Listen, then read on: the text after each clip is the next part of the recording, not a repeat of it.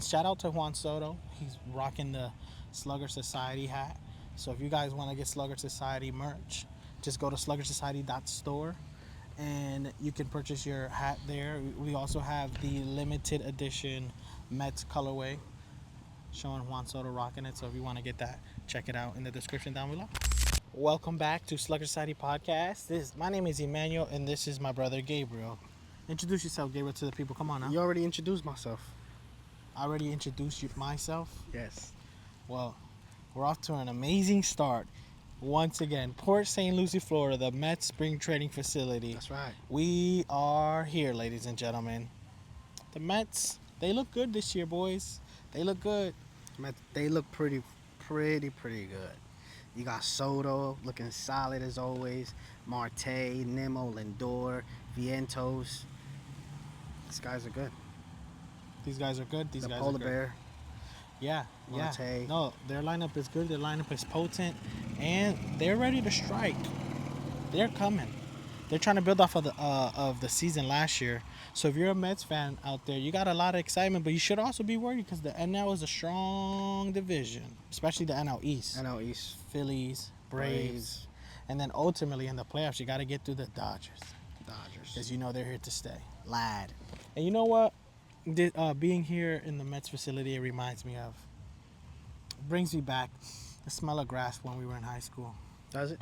Yeah, watching the guys play, the minor league guys. It reminds me when we were freshmen in high school. Does it? And we were going through freshman.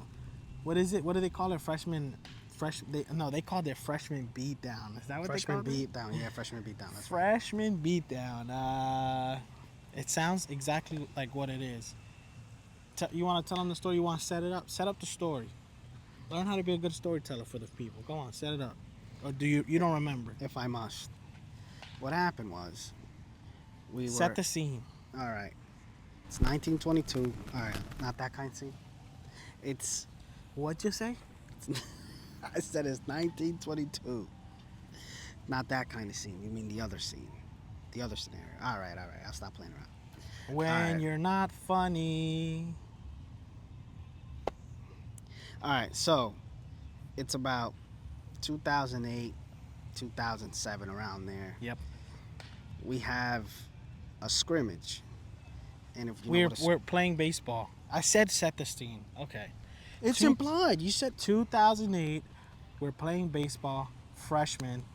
We are on the varsity team. No, we weren't that good. The team just didn't have a freshman team. I was that good. See what I'm doing here? Leave the ball alone. Please. For once, can you focus? So, the way the fields were located, if you see, well, no, this is not similar to, but we had our field that we played on our home field, and then we played on a practice field, which was across the highway. So literally you had to cross the highway, cars going at 65, 75 miles per hour. That's right. You had to cross that highway to get to the other side of the field. It was very, very ghetto. So when you left our field, there was woods in the back. So there was woods in the back behind the field. You would walk through the woods, you would get to the highway, cross the highway, and then boom, you had the field. So we go and the freshmen had to carry the balls, had to carry the water. Carry the equipment. Had to carry all the equipment. So we would take the heavy water jug and run across the highway in cleats, put the water on the divider, hop over, grab the water, and go across. And cars are flying by, honking the horn. Bats flying all over the place. The balls are falling out the bag. It was hilarious. I don't know why they allowed us to do that, but they did. So that was the process to get back and forth between the field. When we're coming, so we play the game, and it was a night game. We're coming back across the highway behind the woods, and we see, we stay back because the freshmen stay back. People driving by. The freshmen stay back, of course, because you got to wrap up all the equipment. So the seniors and the upperclassmen, they go ahead. So us freshmen, we're walking back. We're going through the woods like normal. Walking through the woods. All of a sudden, one of our. How many of us was it? I don't. It had to be. I think it was me, you, Yeah, it's probably like It was it's like probably five of like us. five Yeah. or six of us. 5 of us. One of our classmen was walking in front of us. He had the balls of buckets, and all of a sudden you see the balls of the ball bucket just fly up in the air, and balls go flying. Somebody came and stole them. Clothesline right across. Boom. Boom. This kid's feet goes straight up into the air. Balls are flying, and I get shook. I'm like, oh my gosh, we're getting attacked. What's happening? The worst case scenario, you're getting jumped in the woods behind the field.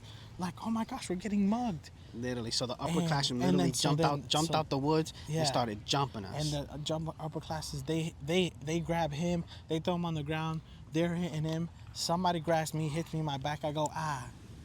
When I go ah, somebody knocked the air out of me. I don't know who it was. When I go ah, I fall to my knees, and I'm looking around, and it's like a war scene in a movie. You know where they cut to the POV of the cameras looking around, and the camera's looking around, and then I look over him and I focus on him, and he's on the ground like this, and somebody's just wailing on him. Just getting jumped. Wailing on him, and that went on for about like 10 minutes. 10 minutes. I'm like, why are you guys so vicious?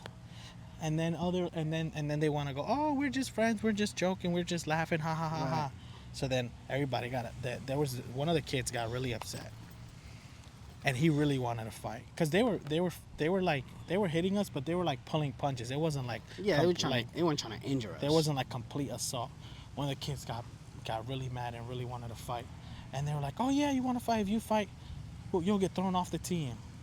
So he quit. He quit. He quit. He quit. He was like, I'm done. And then I think that was it. Oh, they also wanted to use that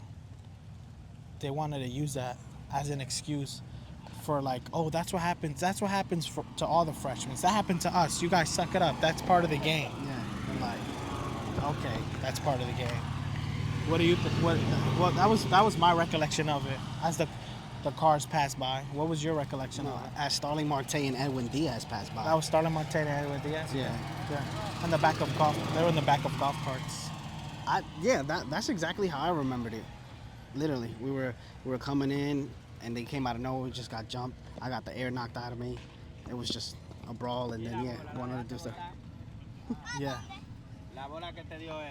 Toma otra. No, okay. I guess the Mets field brings back dark memories. Trauma. No, that wasn't traumatic. It was fun. It was a cool experience. You can't do that anymore nowadays. You definitely can't do that anymore. It's different times, and that wasn't even that long ago, but that was definitely different times. Yeah. You do stuff like that and get clipped. The Mets organization has been great. The players are awesome. Everybody's been phenomenal, friendly, accommodating. It's been amazing. Yeah. Yeah, no, we've had a good time here. Anything else you got to say to the people? No, I don't. Well, I'm done.